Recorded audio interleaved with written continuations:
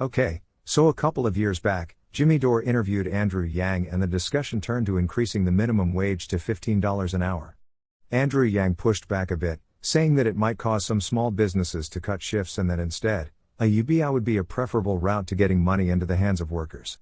At the time I agreed with Andrew Yang's position and thought Jimmy Dore did a terrible job of selling the $15 minimum wage increase. Why? Because he relied on sophistry instead of data. I want to address those arguments, because I see online leftists using these arguments and they no doubt produce digital high fives from other online leftists, but they come off as sounding like naive sound bites to everyone else. The Vanguard recently reposted a portion of this exchange, and these guys seem to give the nod on these sound bites, as though Dore was making good arguments. The point here is that concerns that people raise about businesses cutting shifts are legitimate. The higher the minimum wage increase, the more legitimate those concerns become. The trade-off, of course, is that the higher the minimum wage increase, the more people you're lifting from poverty, so far as the minimum wage increase isn't some unrealistic amount. Having spent time looking at the statistics, I am firmly convinced that $15 is more than reasonable. But I don't want to get into the weeds on the statistics in this video. My point is that the left has the facts and econ stats on its side, and opting to ignore reality and instead, doubling down on echo chamber sound bites plays into the caricature of leftists being economically illiterate. These sound bites may provide cheap dopamine hits to the already converted, but they won't grow the pie. I'll probably post a video regarding my evolving take on Andrew Yang at some later date. But this video isn't about Andrew Yang. He just happens to be the person Dore was interviewing when he made these terrible arguments. Also, I've posted links to videos and articles that make the case for an increased minimum wage using reality instead of rhetoric. But before we get started, don't forget to click or tap the subscribe and notification bell icon, and to like the video. Are you ready? Look at like some struggling mom and pop retailer around the country. Like a lot of them are paying their workers like $9-10 an hour. And then if you say, hey, it's $15, like some of them might cut back shifts or some of them might struggle. Like I've run a small private company and a lot of these small businesses are really, really close to, you know, like the red at any moment in time. Mm-hmm. And something that seems like completely common sense to us being like, hey, just pay people $15 an hour. Mm-hmm. Actually would cause some of these businesses to say, you know what, I'm gonna have to cut a shift or cut a worker at the margins. So again, I just rather just give people the raise directly, and I think workers would prefer that too. If we just put $1,000 a month in your hand. Yeah, I mean, again, the UBI is you're correct on that, and you're incorrect on the other stuff. Businesses hire when there's a demand for their product. End of sentence. And if there's a demand for their product, they got to hire a worker. And nobody's going to go, boy, I have all these orders, but I can't pay that guy $15, so I'm not going to fill them. So that's illogical. That is a right-wing talking point. That is not how economics works. Businesses are not flourishing at that level. If they're just living hand to mouth and they don't have the orders, and they have a hard time even paying the people they have, if you elevate those costs, it might in some situations mean they cut shifts or cut workers. I mean, that is not economic theory. That is sound. That is right-wing talking points. But it actually is pretty economically sound, since even the more optimistic meta-studies, which by the way, I think are the correct ones, admit that this is a factor.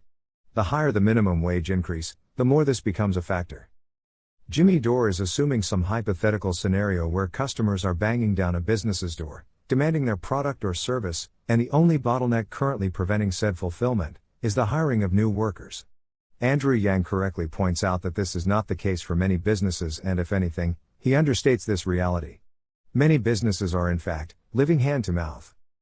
What right-wingers like to do is exaggerate this reality and pretend that any increase in the minimum wage will 100% translate to less hiring and reduced hours. The reality is that businesses, some more than others, have some level of flexibility and can partially offset those increased costs in other ways. This will be harder, however, for small mom-and-pop businesses operating on thin margins, and who don't have robust accounting and human resource departments to deal with this.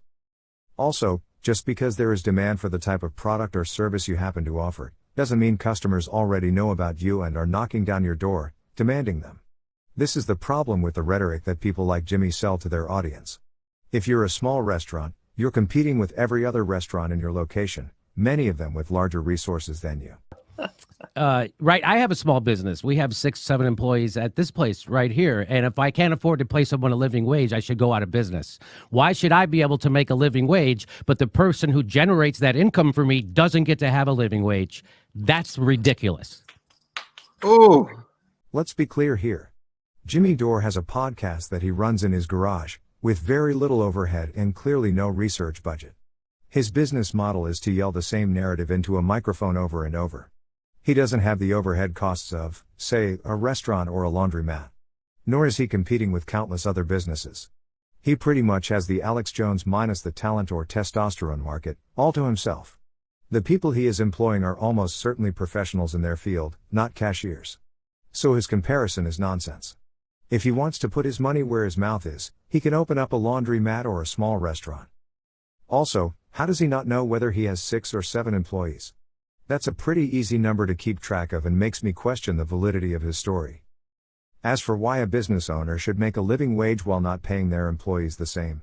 Personally, I wish they all did. I wish that were the world we lived in. I think we're on our way there. Right now, however, a business owner has to balance a budget and compete with other businesses in terms of minimizing costs in order to stay competitive. Also, the business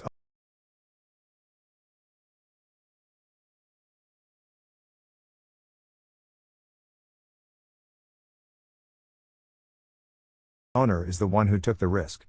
The loan is in their name. They are the ones on the hook with the banks. They are the ones taking the risk of lawsuits in our insanely litigious society. Many of these business owners are working their businesses 80 to 100 hours a week, even more. Were we to divide what they end up taking home by the number of hours they put into their business, their hourly wages are surprisingly low. My point here is, though I would like to see a world where employees are making a living wage, and whatever minimum wage increase gets passed, will get us that much closer to that world, this moralizing ignores reality. And also, like, come on, guys, just to address that stupid argument against a federal minimum wage, because again, you could use that argument to say we shouldn't have a $7 minimum wage. You know, some businesses can't pay their employees $7. You know, I'm over here trying to pay my fucking employees $3. I can't afford to pay them $7. Why should I have to do that? Anyway, that's, and also, actually, right-wingers take this argument even further. They'll argue that there should be no minimum wage for this reason. And this logical fallacy works in the reverse as well. If $15 is better than $7.25, then the logical conclusion is that we should make the minimum wage $4,000 an hour. These are just rhetorical tricks, of course. The answer is that there is a point of diminishing returns. The idea is to find the sweet spot. How high can we raise the minimum wage, without disincentivizing so much hiring that we defeat the purpose of the minimum wage increase to begin with? I think $15 an hour is well within that threshold where it's mostly all upside. That said, it's very easy for me to say this. Was I running a small restaurant somewhere, where the current minimum wage is $7.25, I might very well be panicking at the thought of more than doubling the minimum wage. My point is, these concerns are real and shouldn't be dismissed out of hand, simply because the right takes them to the nth degree, outside the scope of reality. we Give you another subsidize bullshit obfuscation. we subsidize corporations and lots of industries like Amazon, for example, to the tune of billions of dollars. Petroleum industries that are killing our planet. There's- Okay, I thought he was going to point out that we subsidize low wages through the social safety net. Lifting people out of poverty means they're no longer taking from the social safety net, and paying more in taxes back into the coffers. This is one way you can get even your Fox News watching uncle to warm up to the idea of raising the minimum wage. If we actually cared about making sure, you know, your mom and pop fucking shop, which by the way, no longer exists thanks to COVID, you know, if we're actually concerned about making sure that business stays open and can weather a federal minimum wage hike, then we would give those businesses subsidies just like we do Amazon and Petroleum and all the Microsoft, all these other fucking. Do you think we can't make the money appear to make sure that the handful of mom and pop businesses that still exist in this country couldn't afford to make that adjustment in their wages? And Jimmy's right. Obviously, if they can afford, then they really shouldn't be reaping the benefits themselves as the owner class. You know, that's exploitation. But even if they're not able to, the government could easily step in and fill that void and give that money. Absolutely, we should do what we can to provide assistance to small businesses. Unfortunately, the PPE loan clusterfuck shows how hard it is to get money to trickle down to a ton of small businesses. That's not a reason not to do it, of course. We should have help for these businesses, and do what we can to make sure the money gets to them. But I don't think Jimmy Dore's moralizing follows for the reasons I explained earlier. As for all of this talk of the owner class, I get the sense that this is where semantics from the theoretical arguments don't entirely align with our current situation. I don't know of any small or even medium-sized business owner who feels like they're part of some quote-unquote owner class. Usually, the banks are the owners in these scenarios. Many small business owners struggle to keep their lights on so they can keep their employees paid. Many are doing this for their employees. They're doing the best they can, according to the rules of the game. They aren't Jeff Bezos clones. There are other types of individuals, like overpaid C-level executives that, for the purposes of criticism from the left, have more in common with the robber baron class than small business owners. But, I don't like to point fingers. Personally, I say we just fix the system and unrig the rules. But, that's just me. What do you think? Let me know your thoughts in the comments.